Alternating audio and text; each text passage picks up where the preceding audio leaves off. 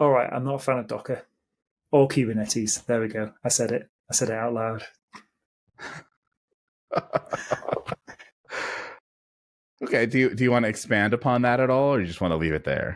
I think well, there are lots of different reasons. I guess I think when Docker came out, I was a sort of relatively early adopter using Rancher 1.0 before kind of things like Kubernetes existed. I think in the wild, and before kind of the cloud providers really got really good options for running stuff. And yeah, it was okay. It was a good way. It's better than doing things like what I was doing on premises. But I think like over time, I've been a bit more frustrated by some of the limitations of it. So in terms of like the overall architecture of the thing. So one is like the lack of reproducible builds in Docker containers. Like essentially you're just running shell commands and grabbing things off the internet and that sort of stuff. So it's really hard to reproduce a Docker image. They're pretty big.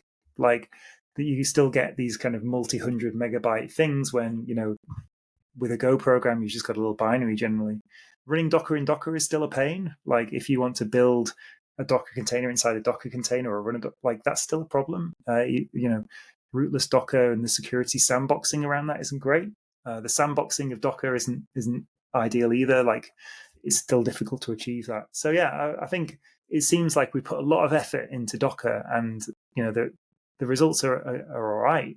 But it's still like I feel like there's more we could do in that space, and perhaps there's some, maybe it's time to more seriously consider more other options. But it's got so much kind of mind share and sort of things going on that it's the center of a lot of ways of working at the moment. I think that'd probably be pretty unpopular because people do love themselves some Docker and some Kubernetes. So Oh yeah, I guess I didn't get into the idea of the problem that Kubernetes solves in sense of like bin packing lots of processes on a single machine isn't necessarily a problem that you face in the modern cloud environment because you have like a mixture of different instance sizes from providers and so on. And so are you really benefiting from Kubernetes? I mean, this idea that it's an abstraction layer across your cloud provider is okay, but you generally start using the secrets management features or the kind of database platforms of your underlying platform anyway. So you tend not to be that insulated from it in practice.